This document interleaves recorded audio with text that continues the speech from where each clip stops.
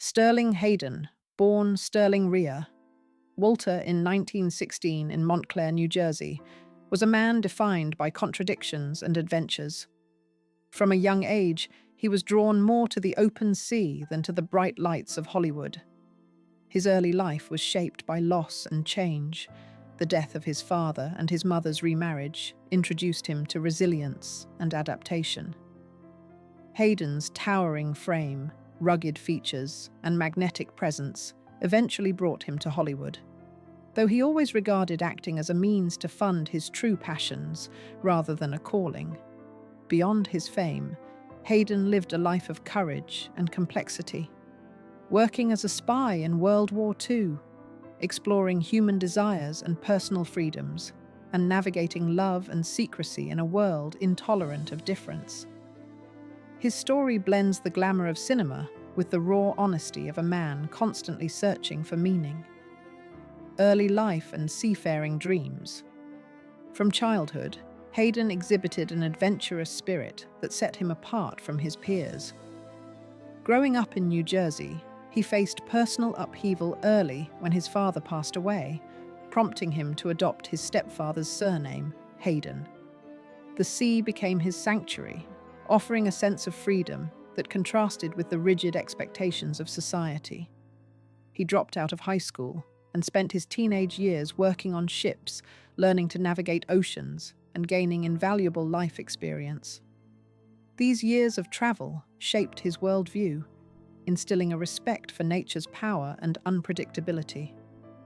Hayden's love of sailing remained a lifelong passion, a refuge from the pressures of the entertainment industry. His connection to the sea reflected his longing for independence and authenticity, two qualities that would influence his personal and professional choices throughout his life. Hollywood discovery and early career.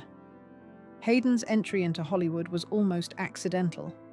His striking height of 6 feet 5 inches and commanding presence drew the attention of Paramount executives who offered him a contract despite his lack of formal training. In the 1940s, he was marketed as one of the most attractive men in film, appearing in movies like Virginia and Bahama Passage. Yet Hayden never embraced the image of a conventional matinee idol. He often referred to acting as a necessary evil to fund his real passions rather than a fulfilling vocation. This pragmatic approach allowed him to navigate Hollywood on his own terms, while maintaining a private world that centered on adventure and exploration. His early work displayed charisma and intensity, hinting at the depth he would later bring to complex, morally ambiguous roles in film noir and war dramas. War service and heroism. World War II marked a turning point in Hayden's life. He paused his burgeoning film career to serve in the Office of Strategic Services, a precursor to the CIA, operating under the alias John Hamilton. Hayden engaged in covert missions behind enemy lines in Europe and the Balkans, supplying resistance fighters in Yugoslavia and Italy. The dangers he faced were immense, and his bravery earned him the Silver Star and the Bronze Arrowhead. These experiences profoundly shaped his worldview, instilling skepticism of authority and influencing his later socialist leanings. Hayden's time as a soldier reinforced his sense of purpose beyond fame, providing him with a moral and existential lens that would inform both his acting choices and his private reflections. The war left a lasting impression, grounding him in courage, integrity, and the complexities of human nature. HUAC testimony and political turmoil. Hayden's post-war years brought him face-to-face with Hollywood's political pressures. In 1951, amid the Red Scare, he was subpoenaed to testify before the House Un-American Activities Committee. Hayden had briefly joined the Communist Party, and though he reluctantly named names, he later described this act as the great shame of his life. The guilt haunted him, influencing his writing and his view of the entertainment industry. His autobiography, Wanderer, published in 1963, delved into this inner turmoil, revealing a man caught between personal convictions and societal expectations. Hayden's experience with HUAC illustrated the moral compromises imposed on artists during that era and underscored his struggle to reconcile fame, conscience, and freedom. It also demonstrated the complexity of navigating an industry rife with political tension, where private beliefs could carry public consequences. Iconic film roles and acting philosophy. Despite his ambivalence toward Hollywood, Hayden delivered unforgettable performances. He embodied stoic, morally complex characters in classics such as The Asphalt Jungle and The Killing, working with directors like John Huston and Stanley Kubrick.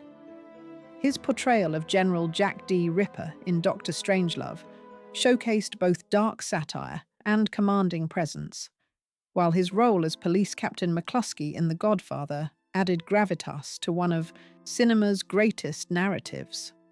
Hayden's acting philosophy emphasized authenticity and emotional truth, even when constrained by studio expectations. For him, acting was both craft and survival. It provided financial support for the life he truly cherished, while allowing him to explore human conflict and psychological depth on screen. His body of work remains influential, demonstrating how an actor can merge personal integrity with cinematic excellence. Television and later film work. In the 1970s and 1980s, Hayden explored television and a variety of film genres, demonstrating remarkable adaptability. He appeared in the Canadian sci-fi series The Star Lost, the detective series Banachek, and mini-series like The Blue and the Grey, showing willingness to experiment with roles outside his familiar tough guy persona. Films such as King of the Gypsies, Winter Kills, The Outsider, and 9 to 5 highlighted his versatility, alternating between drama, thriller, and comedy. Even in smaller roles, Hayden brought depth and presence, reflecting his enduring commitment to craft. This period exemplified his ability to balance major projects with unconventional ones, maintaining relevance in a shifting entertainment landscape. Hayden's later career showed that his talent was not limited to one genre or era, but could adapt to diverse audiences and changing artistic trends. Writing and philosophical reflections beyond acting, Hayden was a prolific writer. His autobiography, Wanderer, explored both his adventures and his inner conflicts, earning acclaim for honesty and vivid storytelling. He also authored the novel Voyage, a maritime epic reflecting his lifelong love of the sea. Writing offered Hayden a form of expression that acting could not fully provide, a medium to explore philosophy, personal struggle, and the search for authenticity. His literary work allowed him to reconcile the contradictions of fame, morality, and desire for independence. Through writing, Hayden created a legacy that combined intellectual insight with lived experience, revealing a reflective, thoughtful side that contrasted with his imposing screen presence. His books captured the essence of a man who sought meaning beyond performance and worldly acclaim. Personal life and marriages. Hayden's personal life was complex and layered. He was married 3 times. His first marriage to British actress Malene Carroll was brief but publicly noted due to the couple's prominence. In 1947, he married Betty Ann Danoon, with whom he had 4 children. Their union was passionate yet tumultuous, shaped by Hayden's ideological struggles and inner conflicts. The marriage ended in divorce, accompanied by bitter custody battles. In 1960, he married Catherine Devine McConnell, a stabilizing presence who remained with him until his death. With her, he had 2 more children and found emotional grounding. These relationships reflected both Hayden's yearning for connection and the tension between his restless spirit and desire for domestic stability, showing the human side of a man often seen as larger than life. secret relationships, and Hollywood's hidden lives.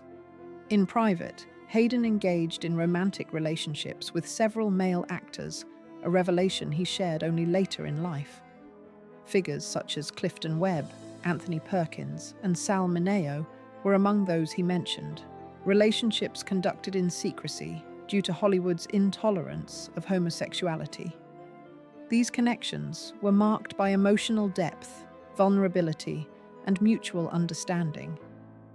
Hayden's willingness to acknowledge these hidden loves demonstrated his integrity and compassion, honoring private aspects of human experience that were often suppressed in his era. These relationships highlighted Hayden's sensitivity beneath his rugged exterior, revealing a man navigating desire, social pressures, and personal truth in a world that demanded conformity. They serve as a testament to his emotional honesty and the nuanced humanity behind his public persona. Later years and legacy. In his later years, Hayden retreated from Hollywood, embracing the life he had always loved at sea. He lived on houseboats in Europe and in California, raising his family and writing. Health challenges and personal reflection marked his final decades, but he remained a figure of resilience, independence, and intellectual depth. Hayden's death in 1986 from prostate cancer closed the chapter on a life defined by exploration, both external and internal. His legacy encompasses war heroism, cinematic brilliance, literary achievement, and the courage to live authentically despite societal pressures. Sterling Hayden's story is one of a man constantly balancing public expectation with private truth, adventure with responsibility, and fame with freedom, leaving a lasting impression on both film history and the human imagination.